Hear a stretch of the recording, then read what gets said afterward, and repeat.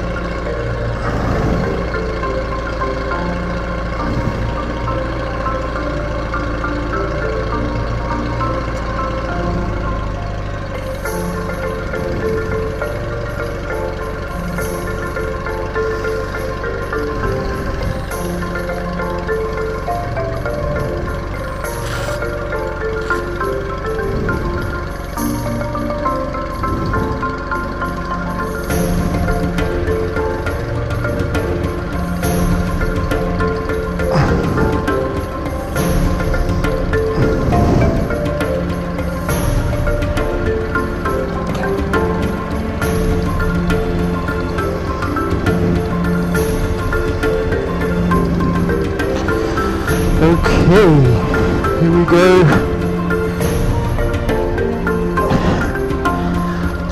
Gloves are on.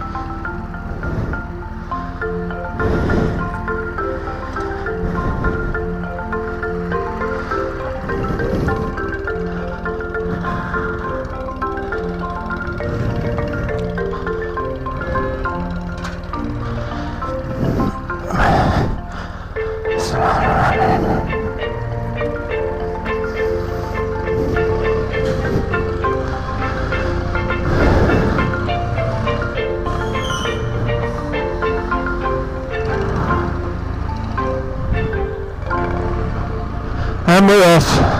Istanbul rider.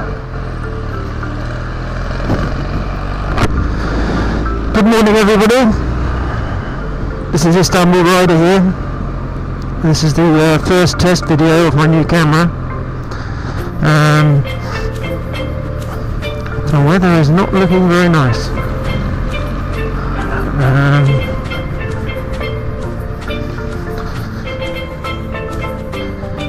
This is coming to you from Istanbul, Turkey.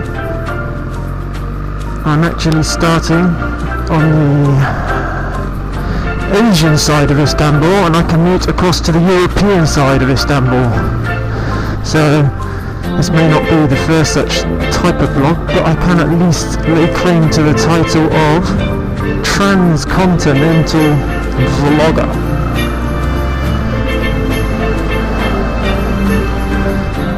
So that's pretty cool. I'm riding a Kawasaki W800, which is why it sounds like there's a lawnmower going off. I've had it for 2 months, maybe a month and a half, 2 months. So far so good. I'm absolutely loving it. It's a modern version of W800, so it's a 2012, which means you've got fuel injection and all those other nice things that make running a bike, especially as a commuter, much easier. Don't get me wrong, I've had proper classics like BSA Gold Stars, Rudges, Jameses, Greaves. I love those bikes, I love those bikes to bits, but they do require such an amount of time and effort in keeping them clean, and almost an equal amount of money spent on oil as is spent on petrol. And if you're doing, a frequent commute, perhaps not quite so great. For the weekend, sure, you can have a nice long ride on them for doing club runs and things like that, but I don't know, maybe my mechanical knowledge just isn't great enough to make it that easy. So yeah, the Green Beast is a Kawasaki W800, and I'm really enjoying it actually. It's a really nice bike. Obviously I had the obvious choices were between this and a Triumph Bonneville, and I'm really glad I chose this actually, because in terms of build quality, usage, they're actually very, very, very similar. Really, they're so similar. Triumph users may not like me saying that, and actually Kawasaki users may not like me saying that either. So for me, and the money as well is pretty much the same, so it comes down to a personal choice, and I just wanted something a little bit different. There's about 3 or 4 of these in Turkey, so you know, I'm very happy with it. The insurance is also amazing actually.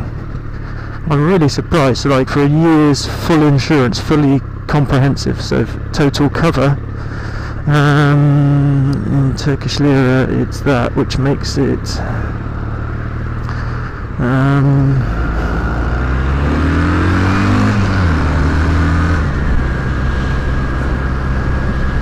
about £400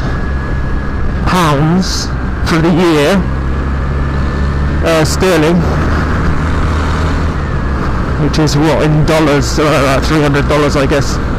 So very, very, very, very cheap. I'm very happy about that. Also not desirable to steal. People in Turkey are only interested in superbikes, it seems. So I'm pretty happy with this. Although that's not entirely true actually. They've got quite a nice chopper thing, and that's all Harleys. The problem with the Turkish market in terms of cars and motorcycles is basically that the government chooses automobiles as the route to tax the population. And so yeah, what about income tax? And income tax is a although mandated in this country, is a bit of a grey area. People often do not pay very, very much at all. So they do it through cars, and so what that means is the price of your car. So I can't remember all of the figures, but the figures I can remember is this: if you buy a car with a 2-litre or bigger engine, now Americans are probably wetting themselves laughing at this, because I'm pretty sure a 2-litre engine is probably the smallest option in America, but Europeans won't. If you buy a 2-litre or larger car engine in your car, the tax applied to the vehicle starts, and this is a special tax, starts at 145%. You heard me right, that's doubling, and again, the price of the car. It's horrendous. And then you've got other taxes as well on top of that. That's just a special tax. And the same applies to motorcycles. So I have this Kawasaki W800, which I love, but what I really wanted to get was a Triumph Daytona 675, the 2013 or the 2014 model. And the problem is just it's so unbelievably expensive here. Everything is when you're talking about cars or bikes. So I bought this second hand and still paid a stupid amount of money of it, but an amount of money I was able to afford just. And yeah, if I've got any hope of getting that Daytona, I'm just going to have to keep watching the second-hand market and see. I mean, the other problem is there's no importation to Turkey allowed of cars older than 3 years, or bikes. If you try to import them, they slap a massive tax on you again. So say your bike is worth $3,000, they won't care. They'll say, okay, import tax is $15,000, and then you've got all the other stuff you have to do as well. So it's just not worth it. So that basically means you end up with a second-hand market that has only got vehicles of a certain age, so you don't actually get very good prices. The second-hand ones cost almost as much as the new ones. Very annoying. Anyway, so this is me blasting along the road, heading, this is like the main highway, heading from the Asian side, west to east, towards the European side. It's called the A-Besh. And you can see where I'm placed myself on the road. This happens to be just about the safest part to ride in because, yeah, Turkish driving is a little bit different. You will notice everywhere people on their mobile phones. You will notice on these videos people seem like they're drunk. No, that is people on their mobile phones. And you will notice various crazy driving habits. What can I say about Turkish roads, Turkish driving? Okay, so the mobile phone thing. There is a law that says you cannot use your mobile phone while driving. Of course there is, because Turkey is attempting to align itself with the European Union laws. The problem is, it is not enforced at all.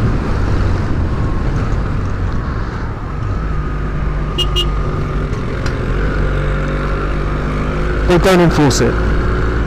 And as a result, there is a prolific usage of the mobile phone whilst driving. Now, I come from England, where we have the same law, but it is enforced fairly rigorously. It doesn't stop people from using it, but the vast majority of people do not, because of this law and because of the way it is enforced. They may not agree with it, but they don't want to get a bloody ticket and some points on their licence. I was one of the people who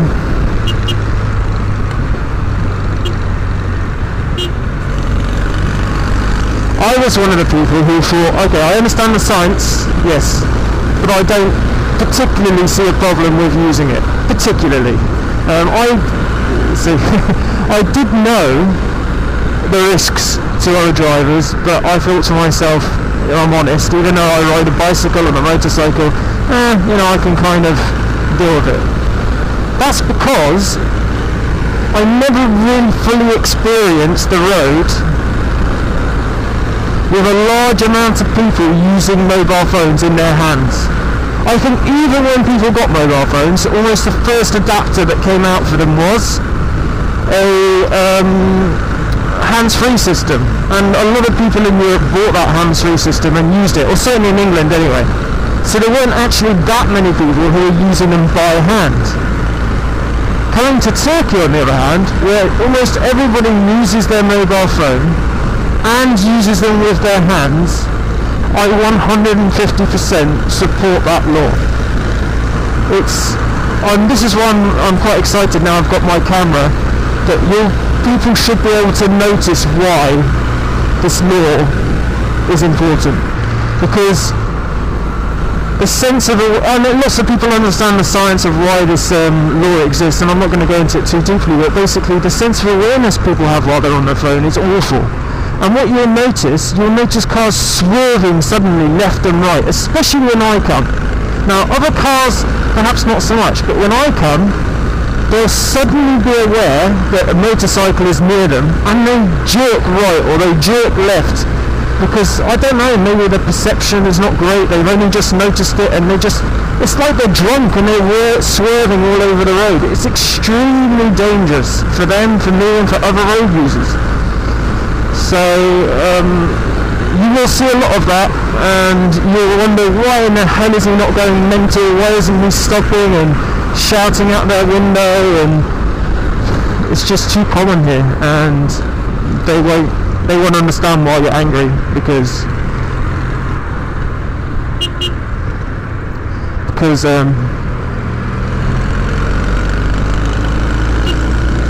they won't understand why you're angry, because it's just so ingrained here that they just don't care. And also, there doesn't seem to be, in a lot of countries, one of the ways they deal with this, or the government seems to deal with it at least, is by publishing statistics of the road deaths and the causes of the road deaths, and then they do these horrific videos of crashes showing, this is what happens to your daughter and your mother and all this if you use a mobile phone. In Turkey, they very rarely have that type of advert in the first place, and secondly, they certainly do not publish those statistics in an easy way to find, and on top of that, the statistics that they do provide very rarely say, cause of death, mobile phone usage. They just don't seem to be interested in linking it, which is a bit sad really, but there we go. So yeah, you won't really see me reacting very much to those types of things, unless they totally cut me up, in which case, yeah, I will react. But I'm so used to it now, it's not something I really react to. This is something you see quite a lot of in Istanbul. Traffic. It's one of the worst countries in the world for traffic. It really is. Our friend Mr. Statistic says so. It is awful. It's got an extremely high population as a city, and as a result of that, fairly poor civic management and infrastructure management, as in designs of the roads, traffic flow analysis. It's not very good, and as a result,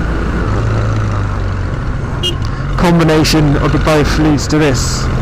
Also, you don't have, although there's a pretty good public transport system, because I've used it a number of times, what you don't have is the concept of carpooling. Actually, you don't really have it in a lot of countries, but carpooling in Istanbul would make such a massive difference. It really, really would. I'm amazed it hasn't been pushed more with little mini incentives, but I guess not very high on their list of priorities. What else can I say about traffic? Filtering is allowed. You can pretty much do whatever the hell you want on the road, even with a cop next to you, as long as you're not being blatant and you're in the main cities. Speed limits are established, but you can abuse them within reason, and people will abuse them without reason as well. We have a concept in Europe, and I'm pretty sure in the US as well, of dangerous driving, erratic driving, basically driving like you look like you're drunk even though you're not. And that means being weaving in and out of traffic, overtaking dangerously, braking very, very harshly, not being aware of your fellow road users basically, and riding a little bit like a plonker. They have those laws in Europe and in the US, and they're fairly observant on them, the police, that is, traffic police. Meaning that if they observe such behaviour, you will get pulled over, you will get questioned. I guess in the States you might get a sobriety test, do your Macarena or whatever it is, and then in the UK and Europe you may get yourself a alcohol test, because they'll go, why are you driving like you're drunk? And that's fine, but in Turkey there's no enforcement of it. They don't care about it. If you're not breaking the speed limit but you're swerving all over the road, they won't really care. They don't blink. And I've had to get used to that, not reacting to it.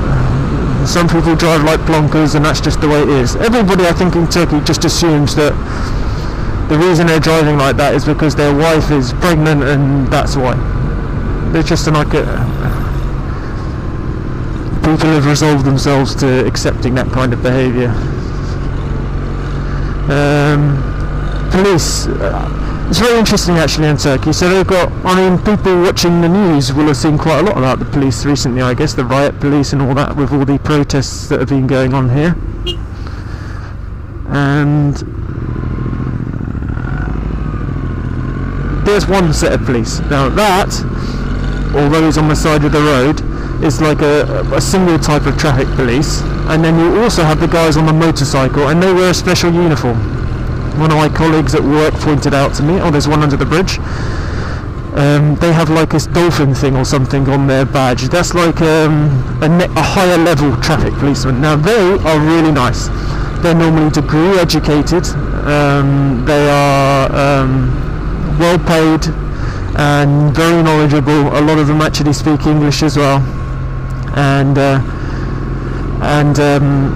generally speaking, they're really nice. They do their job. So at the moment what they're doing is they're watching this lane I'm in to make sure no cars decide to turn it into a fourth lane, which I guarantee you if those cops aren't there for a couple of days, they will. So they sit there catching people and checking why they're in this lane. They're really nice. They know their stuff. They're good cops, and I have no problem with them. I've had very nice experiences with them. The other type of cop is they vary, and the biggest difference actually is how much they do their job. So these guys do their job. They will stop you, they will check you, they will check your papers, they will, you can't fly past this guy at 100 kilometers an hour because he will stop you. He will chase you down, stop you and say, what the hell are you doing? Why are you driving like an idiot? If you don't have a number plate, if anything looks out of sorts with you, he will pursue you. The guy in that van, he won't. He sits there, and unless he's told on his radio to do something, he just sits there. So he's basically a roadblock, a very expensive roadblock if you think about it in terms of cost of the car, cost of the two officers sat in it in terms of wages, but that's what he is basically. He's a roadblock. The other guy, the motorcycle policeman, is not a roadblock. He is investigator, I guess, as well. He has a bit of free will. So the police generally here are actually pretty good. I've had zero problems. I've been stopped a number of times to have my papers checked, to have my insurance checked, to make sure the vehicle is valid, make sure I've got a valid license and all that. So and they've been really kind, and as soon as they find out I'm English, they start they want to have a bit of a conversation, which is nice. And I really enjoyed chatting to them and have zero problems. I'm not sure if that's the same for other people in Turkey, but for me it's fine. I just noticed that road sign, by the way. I'll try and highlight it in the video. You can see the horse and cart. Oh, it's hilarious. I love that. It's my favourite road sign. So you have like a red circle with a vehicle in it on a white background saying, these vehicles are allowed. That was a horse and cart. That was so good. Look at this, beautiful flowers. They've got loads of these really nice art pieces across the side. They made a building there. Also on the highways they have like these vertical gardens planted along the sides of the highways. It's very nice, very nice. And here we are, coming up to the Bosphorus, the waterway that separates the Asian and the European side. About to go over the bridge. There's another bridge up there. And this is often one of my favourite views.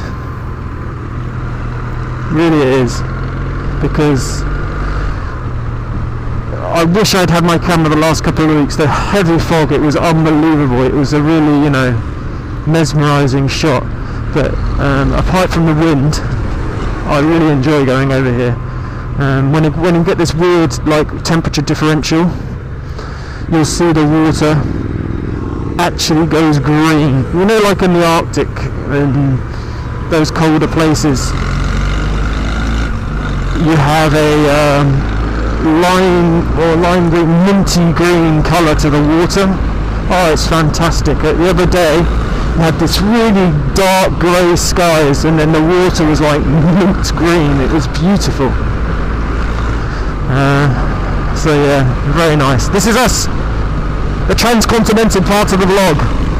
Asia, goodbye. Europe, hello, bonjour. That's about it, really.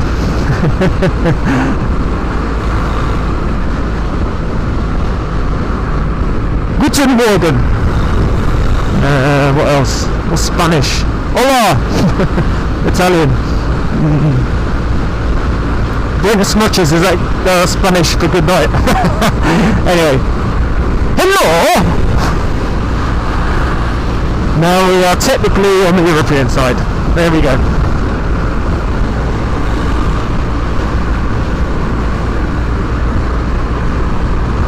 The wind there can be pretty mental. So when I first came here, I bought a little 250. I bought a Sim Roof 250. So Sim is a Taiwanese manufacturer. They make the land of M13. They make a lot of mopeds and are very popular across Asia and India. Lower price, not all of them actually, but generally speaking, lower price, pretty good quality and good cost parts, great fuel efficiency.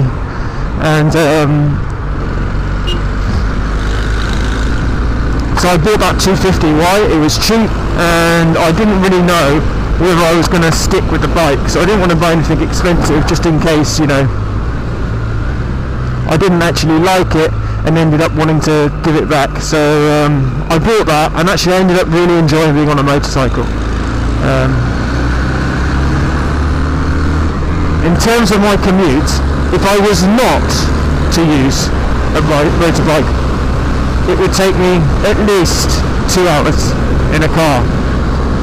On my motorcycle, if I do my commute, it takes 30 to 35 minutes. It's fantastic. So it was a bit of a no-brainer in the end. The problem I had was road safety and gas, fuel, benzene, petrol. It's extremely expensive here in Turkey, which makes no sense because we're right next to most of the oil and gas in the world, but there you go. It's massively expensive here, and as a result I was like, oh, do I really want to be paying for petrol instead of just like using a bus or a train or a boat? But actually it's worked out pretty good, especially on that 250. I mean, bloody hell, the fuel efficiency was amazing. It was like 3.2 litres per 100 kilometres. It was awesome.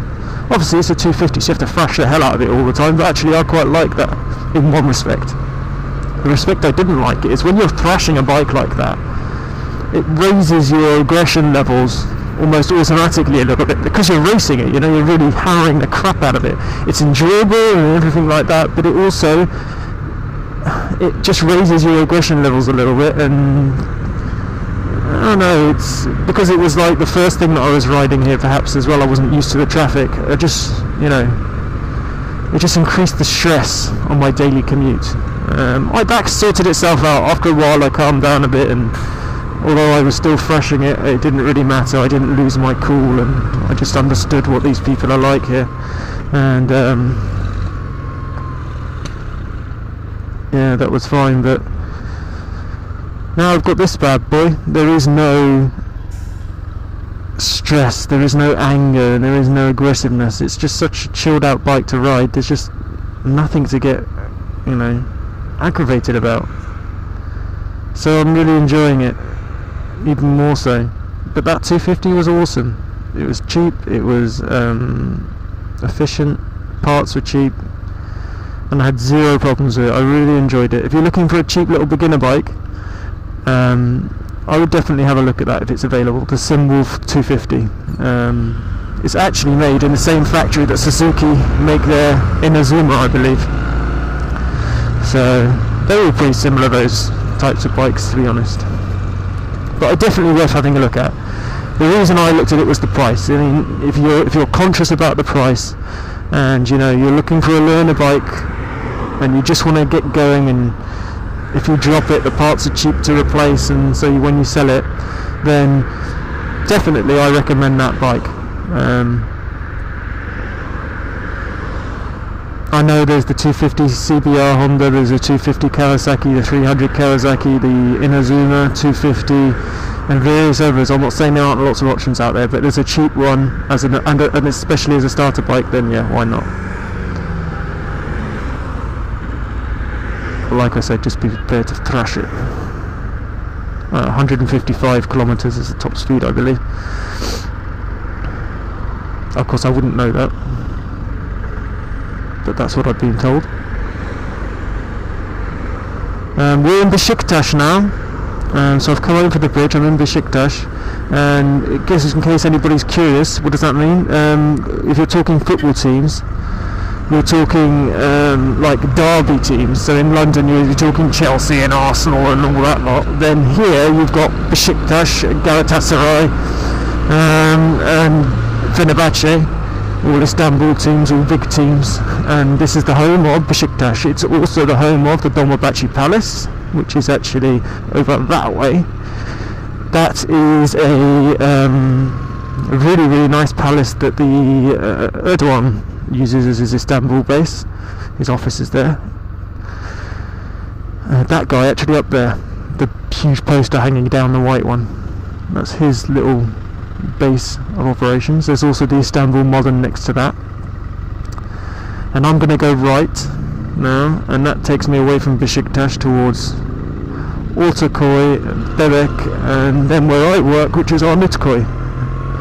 And so as I go down here, you'll see lots of universities on the right, and on the left, and also you will see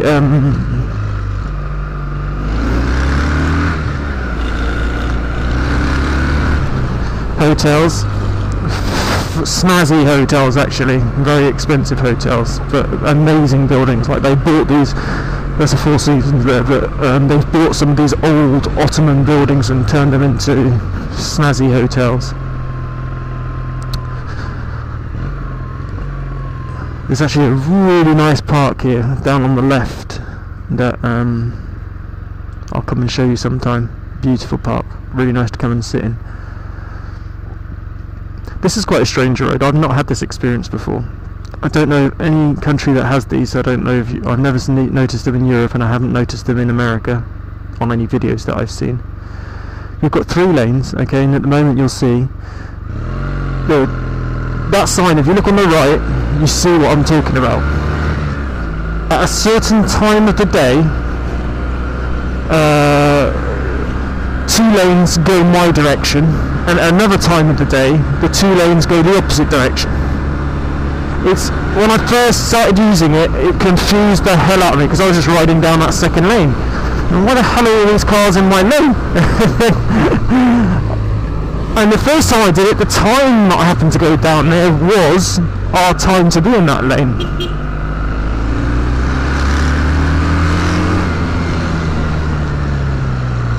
And then the second time I came down here, it wasn't our time to be in the lane, but I was still going down it, and I was like, why are all these people like flashing their lights at me and trying to force me out of the lane? And because I was like not really aware of just how mental they drive here, I was like holding my own. Not advisable really, because these guys are the masters of chicken. How do you become a master of chicken? You don't have the bloody way. So I was slaloming. The word is from skiing. Slaloming down this lane, in out, avoiding all the cars, trying not to get killed. So yeah, that's a really weird concept. I think that's so dangerous. Like, okay, you can't use that lane, but you can only use that lane at certain times. The way it generally works, as far as I'm concerned, especially on a motorcycle, I use that just to overtake and filter down. And generally speaking, because of the type of lane it is, a temperate lane, it's actually one of the safer lanes to filter down, because people don't fully commit all the way up to the white line. But you do have to be careful. If there's a bus there, then they will gun it past that bus in that lane and normally go over the white line. It's just mental. If anybody else has seen that type of road, please put a comment and let me know, because I'm pretty sure that might be one of the unique things to this place. There we go, that's the bridge I went over on, now coming under it again. Looks pretty impressive, I think.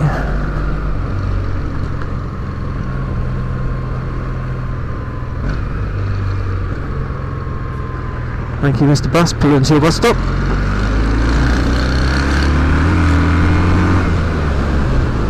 So you got like a mix of buildings, restaurants, bars, clubs along here. We're actually in a fairly posh part of Istanbul now. Look at those mental doggies. There are a lot of street dogs around here, a lot. So yeah, you have to be a bit careful, because they will definitely go for a bike, especially something like mine that grumbles so much. They think I'm growling at them and they've got no problems having a go at me, I guess. So you just have to be a little bit careful. Yeah, this is a Ortaköy area, Kırıkçeşme now, coming up towards my work in Arnavutköy.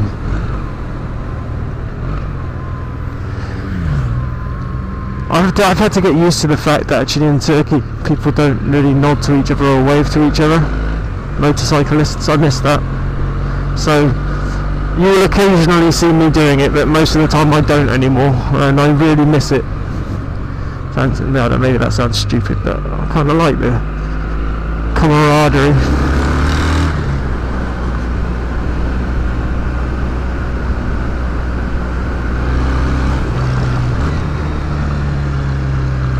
Having that little wave and that little nod.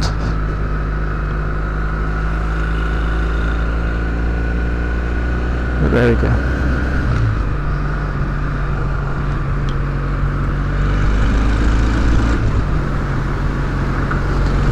And there's some really nice little houses around here. Proper Ottoman style houses, not the crap that fills this city mostly. They're like wooden plates and wooden boards and balconies, and unfortunately most of those are been knocked down, but this area they're protected. Lots of restaurants, lots of seafood around here. This is where I work actually, just over there, so there's lots of seafood restaurants here, which is really nice. All the guys out doing a bit of fishing. Early morning breakfast run. There you go, you can have a look. That's Asia, we're in Europe.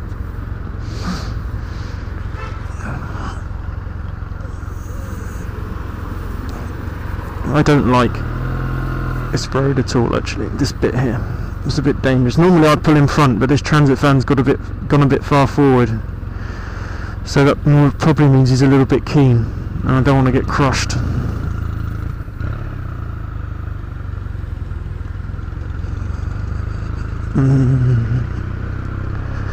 There we go.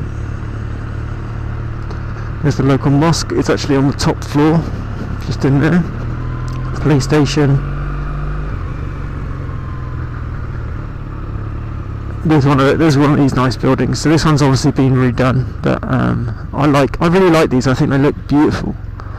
They're extremely expensive, millions and millions and millions of dollars, especially in this area. There's a lot of foreigners here. Oh, sorry, foreigners. There are a lot of foreigners here, but also it's actually, that's a big church there, so it's a Greek. It's one of these Greek areas.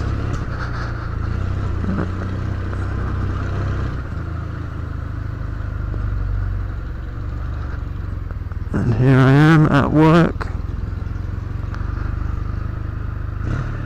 Time for me to park up.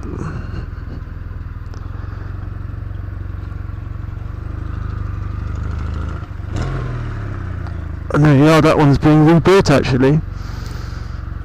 Really nice. It was a really nice old one, but they just let it collapse. And I was really happy to see that they were going to rebuild it,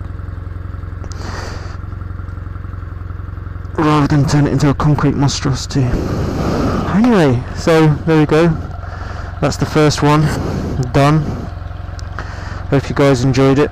Things will get better, I promise. I'm still getting used to this whole thing.